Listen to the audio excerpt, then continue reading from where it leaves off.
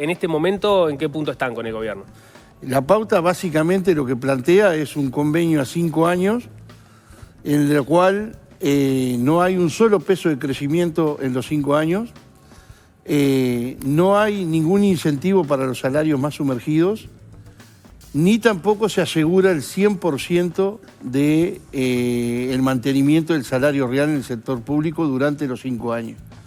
O sea que se puede acumular durante este periodo una pérdida que se sumaría a la del que ya venimos arrastrando el periodo anterior. ¿Pero en el final del periodo terminarían en el mismo punto de inicio o no necesariamente? Bueno, no necesariamente, porque lo que se establece es una fórmula donde se intercala la inflación subyacente con la inflación proyectada, con la inflación, digamos, general, pero aparte de eso, el gobierno se reserva un 1% de tolerancia en cada ajuste, que si la inflación está por debajo de ese 1%, esas pérdidas se van acumulando durante el periodo. Y no es que al final ajusten tampoco por eso que no se ajustó, porque quedó dentro de los márgenes. Si está dentro del margen, no se recupera.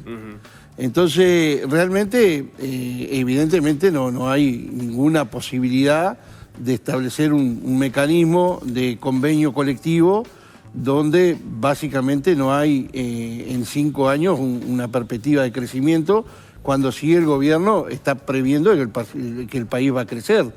Entonces, a eso se le suma la pérdida de puestos de trabajo y algunas cuestiones que en principio habíamos visto con muy buenos ojos, alguna declaración del director de la Oficina de Servicio Civil, que planteó que se va a derogar el decreto del gobierno anterior, el decreto 310, que era el que regulaba el ingreso a la función pública, pero resulta que cuando vemos los lineamientos que se bajan por parte del equipo económico a los diferentes ministerios, se establecen limitantes que son, no sé si igual o más graves que ese decreto, porque se le da, digamos, una perspectiva de que el presupuesto que se puede utilizar es el ejecutado en el 2024. O sea que es mucho más complejo la situación. El movimiento obrero no tiene por qué dar muestras a nadie de los procesos de lucha que impulsamos durante el gobierno anterior, cuando probablemente muchos, y lo entendemos, estaban paralizados por el resultado electoral. Es interesante recordar que el primer paro general con movilización en la administración anterior fue hecho mismo durante la pandemia, un 6 de junio del 2020. Vaya si el movimiento obrero fue la columna vertebral de la lucha contra el modelo de la desigualdad. Por lo que señalaste sobre los salarios sumergidos, ¿ustedes pretenden que sea de la misma forma que en el sector privado, que se da un aumento mayor a los salarios más bajos y que después es progresivo? Nosotros lo que creemos es que es necesario el crecimiento salarial en todos los niveles salariales, pero ante una situación compleja, porque tampoco nosotros es que estamos tapándonos los ojos, sabemos que hay un problema de lo que hereda este gobierno del gobierno anterior, porque trabajamos en los organismos públicos y conocemos los déficits que hay.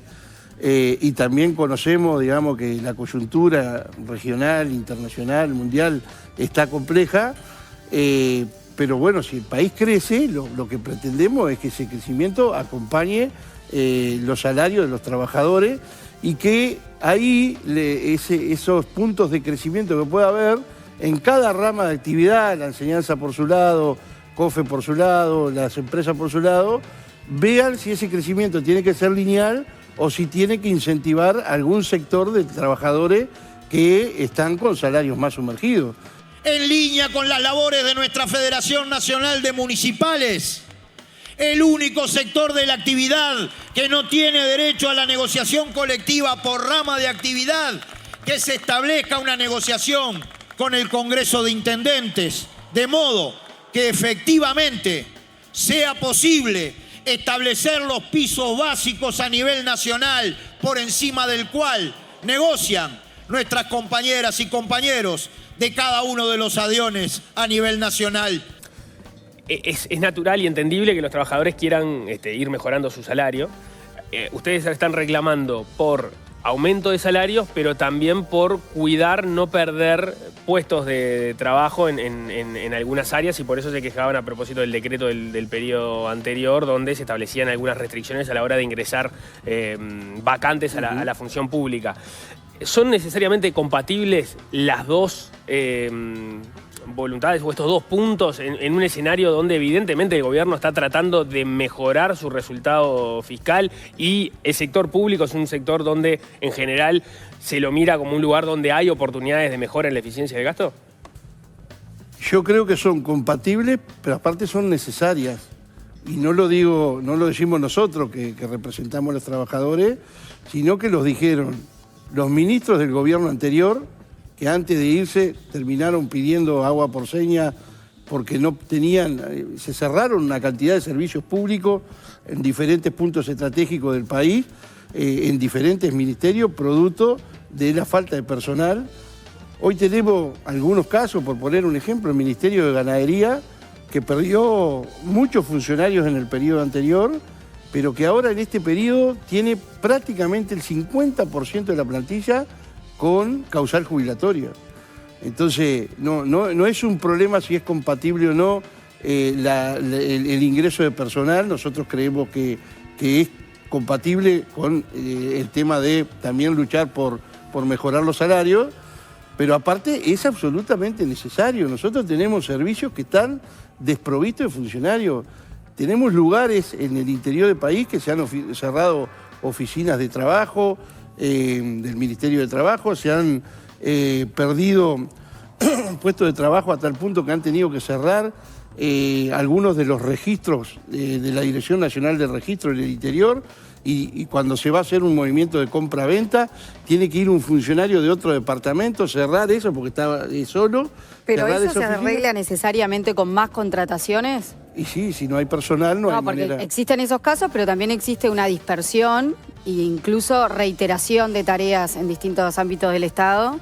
Bueno, se busca de alguna manera también volver más eficiente, Tampoco nos negamos a discutir la posibilidad de redistribución de personal, pero hoy claramente hay un problema de falta de personal.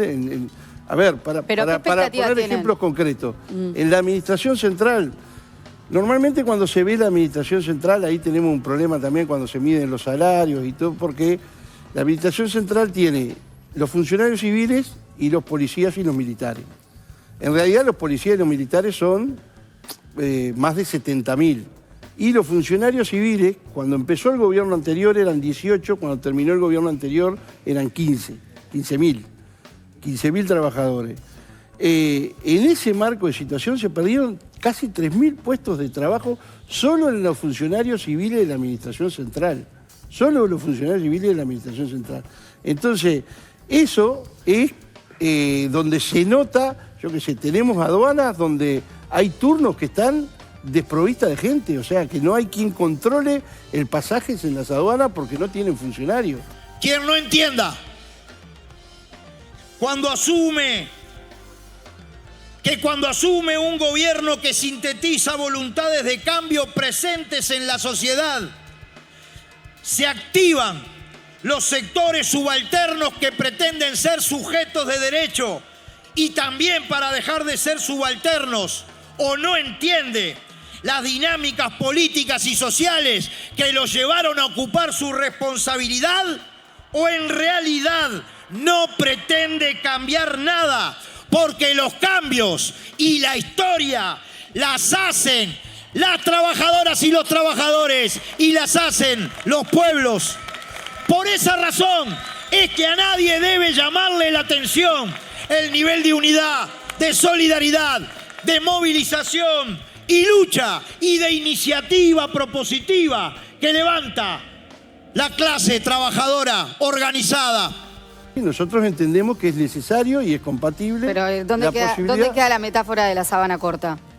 Bueno, el problema es que capaz que ahí lo que hay que hacer es buscar, por eso nosotros dentro de la plataforma de este paro hemos planteado una estrategia nacional para el desarrollo. Creemos que necesario avanzar. Creemos que aparte es importante para esa estrategia nacional para el desarrollo lo que se puede hacer desde la inversión pública, porque eso va a dinamizar el mercado interno.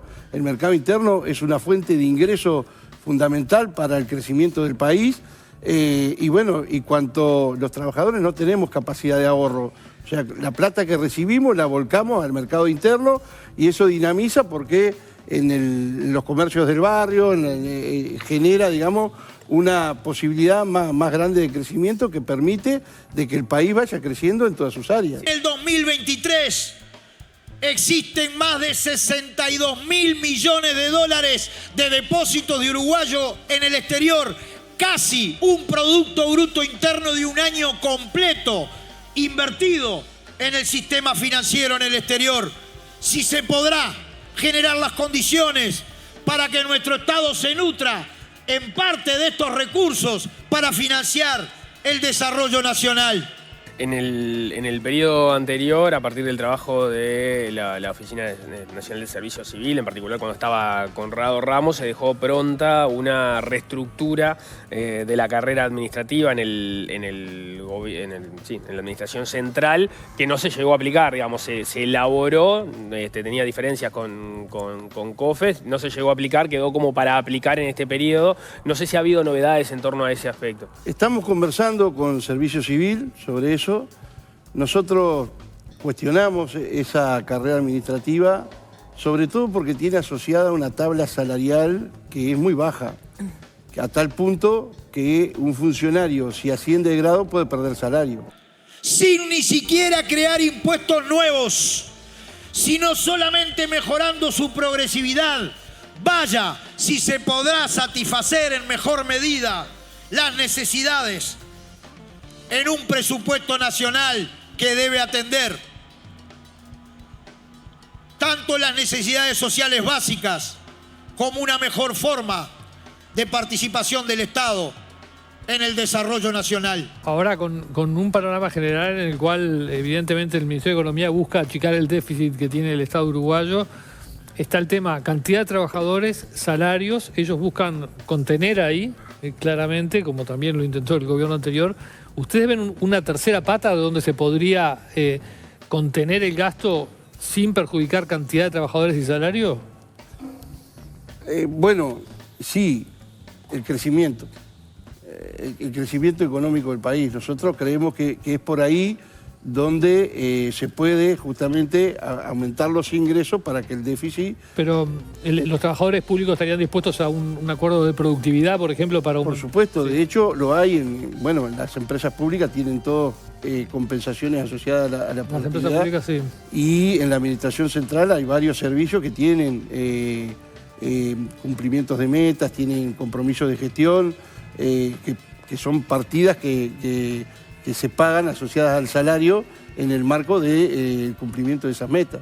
Conmovidos por los resultados del 15º Congreso Nacional Ordinario de nuestro PICNT, nuestra lucha por la vida, que es trabajo, que es salario, que es solución a los conflictos, que es reducción de la jornada de trabajo, que es avances en materia de seguridad social, que es también negociación colectiva de públicos y privados, presupuesto nacional, que es el 1% para los sectores más ricos, de modo de atender a los sectores más vulnerables de la sociedad y de ese modo no hipotecar el futuro.